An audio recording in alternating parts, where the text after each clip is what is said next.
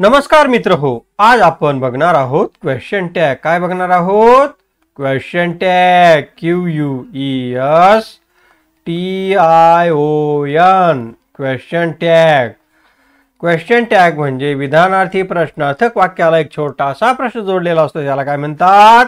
Question tag. मित्रांनो, आपण सुरुवातीला नियम बघूया. पहिला नियम आहे दिलेले वाक्य जशास तसे लिहावे. कोणता नियम? दिलेले वाक्य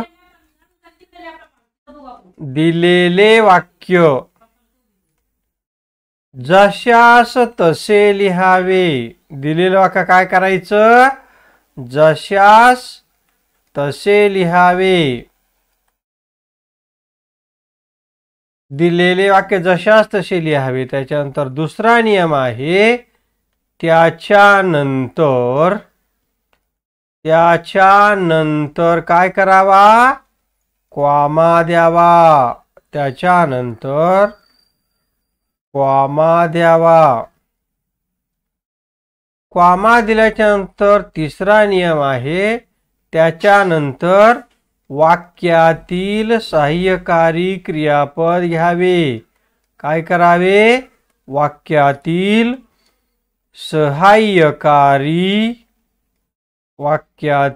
सहाय्यकारी क्रियापद घ्यावे.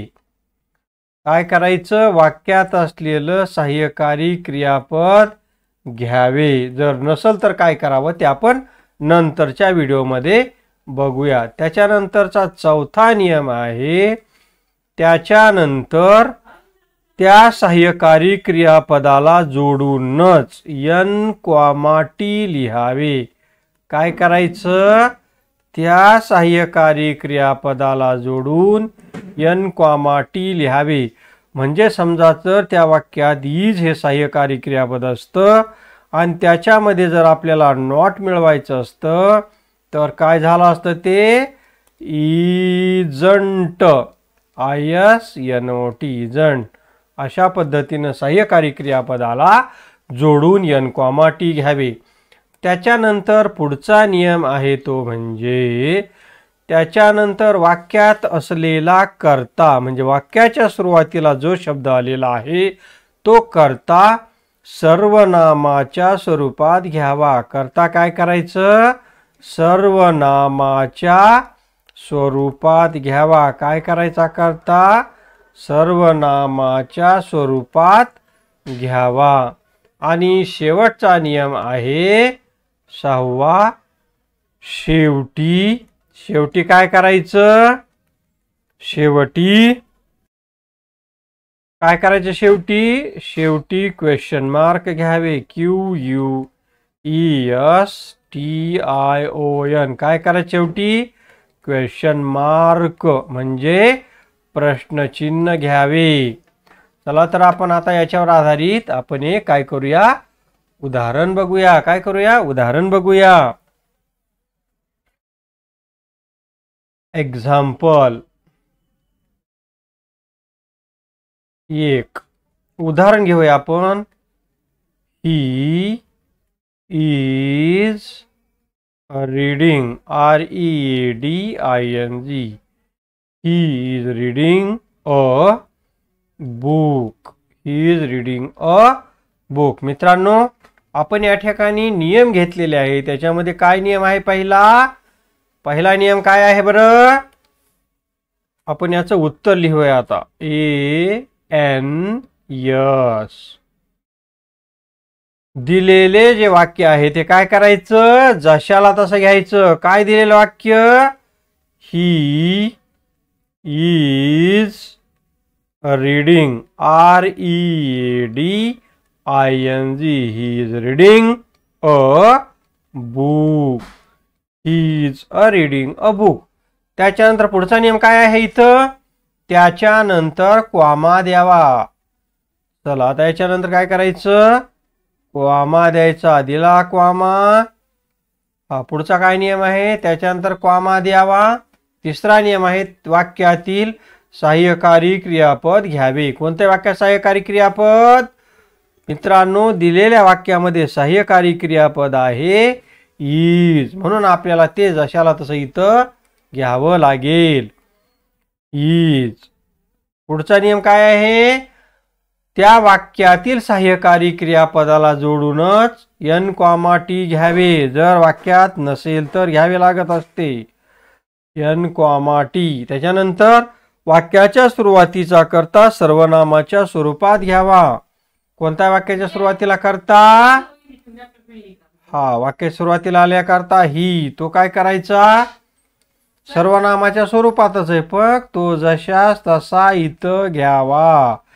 आणि शेवटचा नियम आहे, शेवटी क्वेश्चन मार्क द्यावा. मित्रांनो, अशा पद्धतीनं आपण क्वेश्चन टॅगचे सर्वसाधारण नियम बघितले आणि त्याच्यावर आधारित वाक्य पण बघितलेले आहे. चला आता दुसरं वाक्य घेऊया आपण. दुसरं वाक्य घेतोय मी. दुसरं वाक्य घेऊया आपण. वाक्य दे are going, GOING, they are going to school. They are going to school. SCHOOL. They are going to school. आता याच्यावर आधारित आपल्याला काय करायचंय? उत्तर तयार करायचंय. कसं होईल उत्तर? तर आपण इथं काय करू? ANS घेऊ. ANS म्हणजे आन्सर. पहिला नियम काय? They are going to school. हे जे वाक्य आहे ते जशाला तसं घ्यायचं. काय करायचं? जशाला तसं घ्यायचं वाक्य. काय वाक्य आहे ते? They are going to school. जशाच घ्या.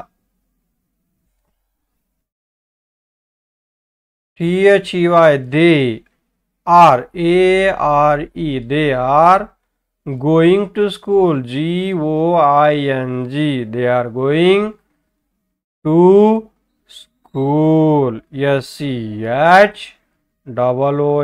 they are going to school.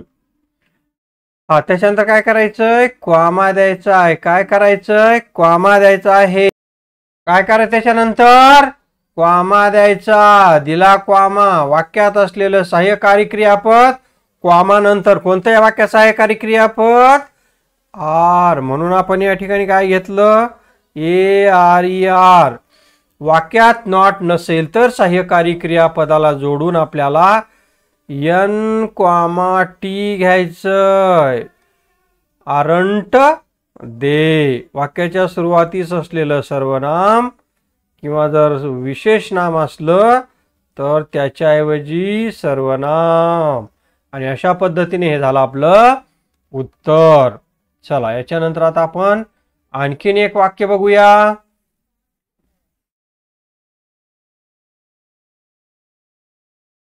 वाक्य बघूया. WE were, were speaking, SPEAK,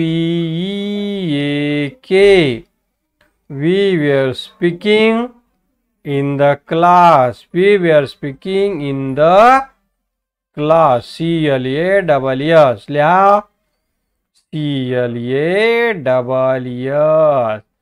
आता याचं काय करायचं आपल्याला? उत्तर लिहून काढायचं. तर मार्जिन मध्ये आपण काय करणार?